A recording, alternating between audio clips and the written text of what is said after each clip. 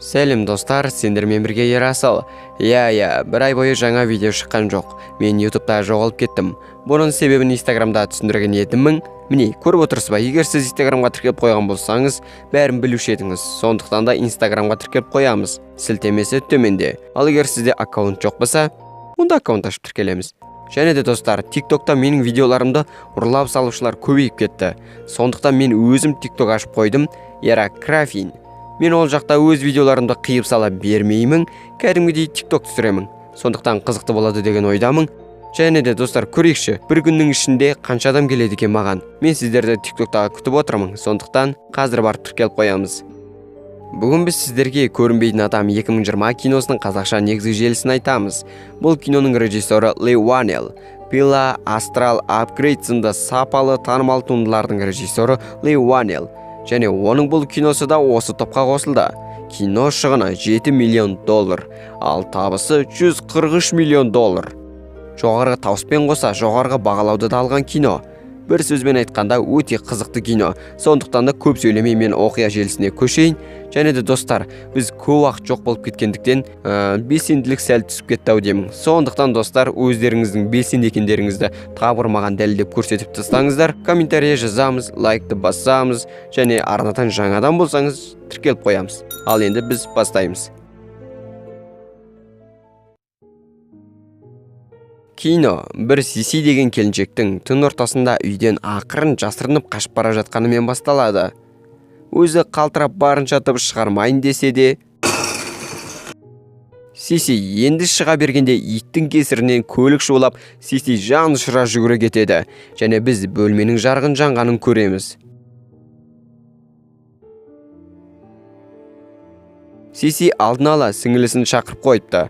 Біз осылай Сиси өзінің жынды күйеуінен қашып бара жатқанын көреміз. Мына Адриан деген жарымес Сиси байқұсқа күн көрсетпейді.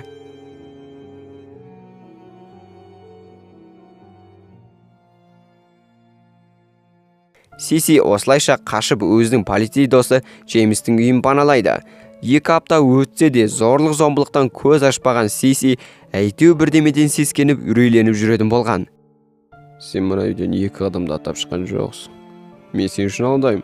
Сен қорқпаш өтінемін. Саған енді ешкім зиян тигізе алмайды. Бірақ Сиси әлі алаңдаулы. Сөйтіп жүргенде бір күні Сисидің сіңілі келіп, оған таңғаларлық жаңалық айтады. Сисидің күйеуі өзіне қол жұмсап көз жұмыпты. Тіпті бұл мәлімет жаңалықтардан да шыққан екен. Сиси бұны естісе де оған сенбейді. Адриан мені үнемі қамауда ұстайтын. Менің киер киімім, шер асымнан бастап бәрін өзі таңдайтын. Сөзіне сәл қарсы келсем, мені көгала қойдай қылып сабайтын. Ол жай ғана бұлай өле салатын адам емес, дейді. Ертеңінде Сисиде жылжымайтын мүлік орталығы шақырады. Сисиге Адрианның бар байлығы сізде қалады, бірақ бұл тек сіз ешқандай қылмыс істемеген және ақыл есіңіз толық өзіңізде, ешқандай физикалық ауыру жоқ кезде ғана сізге беріледі, дейді. Жалпы жынды адамдар бай болады. Осылайша Сиси Адрианның мүлкінен аз-аздап ала беретін болады. Кешкісін Сиси досы Джеймстің қызының жоғарғы оқу ақысын төлеуге көмектесетінін айтады. Бұған әрине бәрі қуанып мәз болып көңілдері көтеріледі. Осылай біз кинодан алғаш бір жылы атмосфера сеземіз.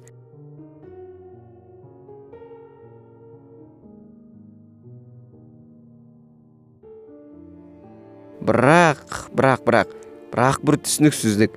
Әйтеуір қорқыныш пен үрейге толы атмосфера. Сол күннен бастап-ақ Сисиге бір түрлі нәрселер сезіле бастайды.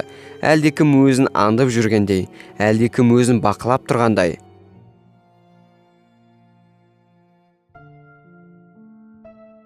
Ертеңінде бәрі өз шаруасымен кетіп қалып, Сиси үйде жалғыз қалады. Және Сиси заттардың өзіндігімен орнынан қозғалғанын байқайды. Ал түнде біз шынымен бір көрінбейтін адам секілді бірдеменің бар екенін көреміз. Сиси сезіктеніп оянып кетеді. Ол орындықта әлдекім отырма деп тексеріп көреді.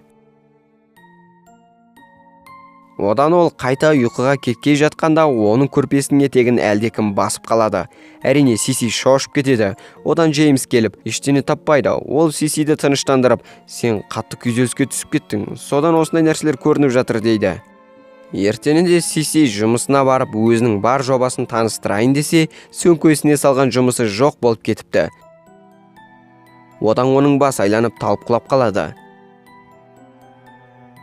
Сиси дәрігерлерге тексеріліп, дәрігер оған: "Сіз шектен тыс дәрі-дәрмек қолданғандықтан есіңізден талып құлап қалғансыз" дейді. Одан кешкісін Сиси үйінен әлгі Адрианнан қашып кететін күні түсіріп алған дәрісін тауып алады.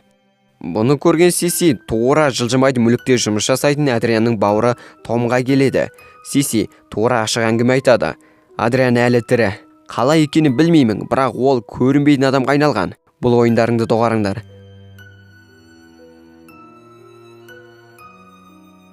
Және тауып алған дәрісін көрсетеді. Адриан өте ақылды адам болатын, бірақ көрінбейтін технология істей алады деп ойламаймын оны. Сиси, ол өлді. Мен оның мәйітін көрдім. Одан Сиси сіңілісіне барса, сіңілісі: "Сенің жазған мессежіңді оқыдым. Енді көзіме көрінбеші" деп есікті жауып алады. Сиси үйге барып қараса, әлдекім Сисидің аккаунты мен сіңілісіне айтпағанды айтыпты. Көңіл күйден жұрдай болған Сисиді көрген Джеймстің қызы Сидней, Сисиді жуатпақшы болғанда оның бетінен біреу шарт еткізіп салып қалады. Сидней бұны Сиси істеді деп ойлап қалады. Өзіне жалғыз жақын болып жүрген Джеймс пен Сидней Сисиді жынды деп санайтын болды. Содан жалғыз қалған Сиси бұл істі өзі шешуге көшеді. Ол Адрианның телефонына қоңырау шалғанда жоғарыдан телефонның дауысы естіледі. Сиси шатырға шықса, Адрианның телефонын тауып алады және телефоннан өзінің түнде ұйықтап жатқан суреттерін көреді. Және ол өзінің жоғалып кеткен жоба сызбаларын тауып алады. Одан Сиси әлгі көрінбейтін адамды сезіп, бояуды шашып қалады. Одан ол бояудың артынан пышақ ұстап ас үйге келеді.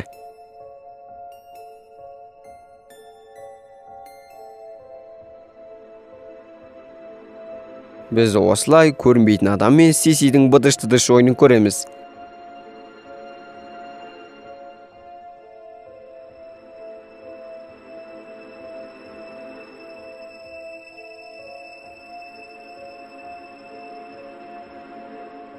Сиси әйтіп-бүйтіп жүріп қашып кетеді.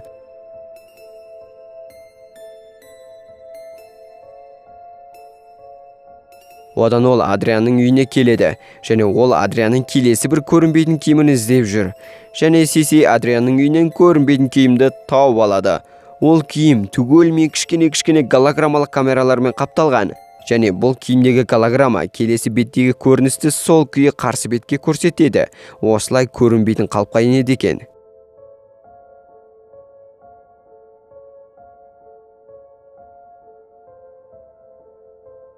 Сөйтіп тұрған кезде Адрианның үйіне әлдекім келгендей болады. Содан Сиси киімді алып бір жерге тығып кетеді. Әрине, одан тағы да біраз быдыш-тыдыш ойнап әрен деп жүріп қашып кетеді. Кешкісін Сиси сіңілісімен кезігіп, бәрін түсіндіреді. Сіңілісі оның сөзіне сене бастайды. Бірақ осыдан болып Сиси енді қылмыскерге айналады. Және оны барлығы жынды деп санайтын болды. Және Сиси Адрианнан жүкті екен. "Туй мә, жығылғанға жұдырық." Ертеңінде Адрианның бауыры Том келіп: "Сен қылмыс істедің. Сондықтан саған енді Адрианның мүлкі берілмейді. Және сен сотталасың. Бірақ басқа бір амал бар. Жай ғана баланы қабылдап, ағама қайтып бар. Қалай?"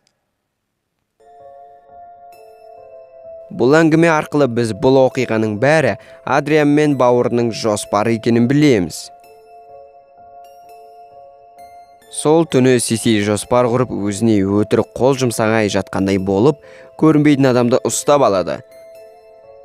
Содан біраз быдыш-тыдыш ойыны басталады. Көрінбейтін адам біраз күзетшіні жайратып салады.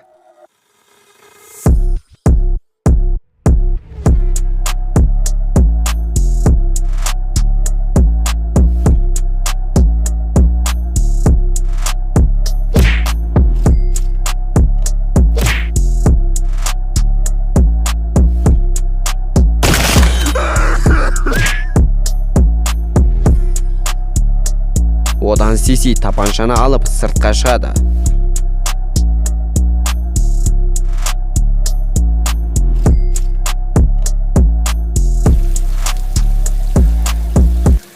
Сен бұлай жасаған сайын, мен сен емес, сенің жақындарыңды қинаймын.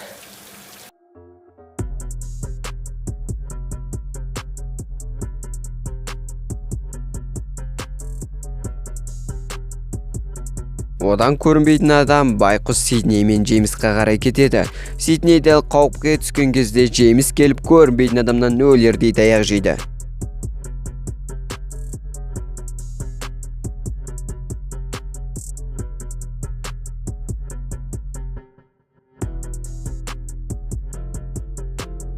Сол кезде Сиси де жетіп келеді, оны тапаншамен өлтіреді.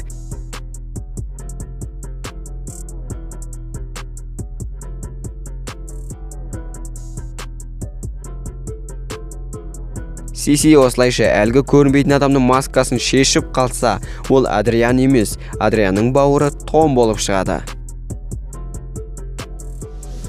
Және полицейлер Адрианның үйінен қамаудағы Адрианды тауып алады.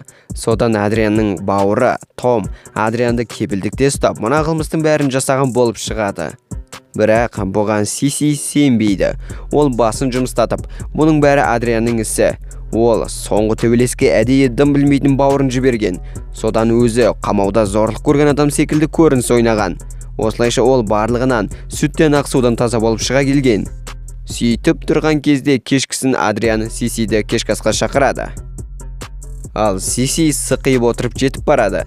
Әрине, Сисиде жоспар бар. Ол өтірік жуынатын бөлмеге барамын деп, өзінің тығып қойған әлгі көрінбейтін киімін киіп алады. Адрианды одан кейін өз-өзіне қол жұмсаған секілді қылып өлтіріп тастайды.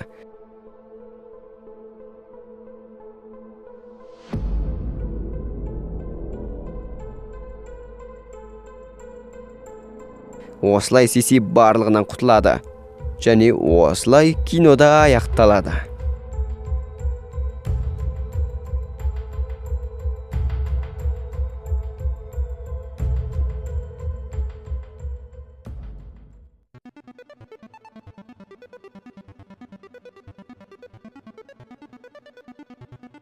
Сараптаймыз.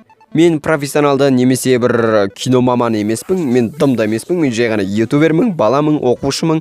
Сондықтан мен кәдімгі керемет сараптай алмаймын, жай ғана көрермен тарапынан ғана өзімнің ойларымды жеткіземін. Бұл кинодағы актерлар өте жақсы ойнады. Басты рөлдегі Элизабет Мосс шаршау мен күйзелістегі адамның рөлін өте жоғары деңгейде көрсетті. Кәдімгідей басты рөлдегі адам үшін алаңдата білді. Киноға беріліп көретіндей дәрежеде. Ал кино түсірілімі өте керемет, маған қатты ұнады. Кинодағы түсірілген локациялар, бояуы өте әдемі көрінді. Және маған бір қатты ұнаған нәрсе motion камера. Кинодағы быдыш-тыдыш сценалар осы motion камерамен істелді.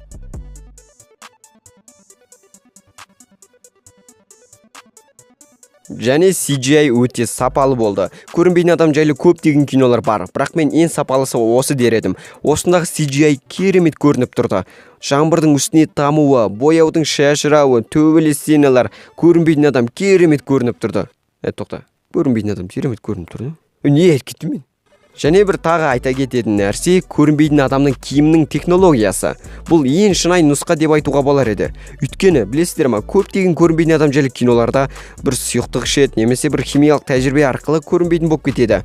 Бірақ бұл шынайы өмірде мүмкін емес. Адам мөлдір болуы мүмкін, мөлдір қалыпқа, бірақ ол мүлдем көрінбейтін бола алмайды. Ал мына көрінбейтін адамның технологиясы шынайы өмірде болуы әбден мүмкін. Бұны істеуге болады, егер қатты дамып кетсек. Ал енді мен осы киноға 10-нан 0 аралығында баға берсем, мен бұған 8,10-нан 7 деген баға беремін. Өте жоғарғы баға. Ал осылайша бүгінгі біздің видео аяқталды. Видео ұнаса міндетті түрде лайк басамыз және арнаға тіркелеміз, жаңадан болсаңыз. Ал міндетті түрде комментарий жазуды ұмытпаймыз, оны ұмытуға болмайды. Және де достар, бізбен көбірек бірге болғыларыңыз келсе, TikTokта, Instagramда да бармыз, сондықтан тіркеліп қоямыз. Ал енді, ойбай. Шашып кеттім. Ал енді келесі жолыққанша сау-сау. Сау-сау? Не айтып кеттім мен?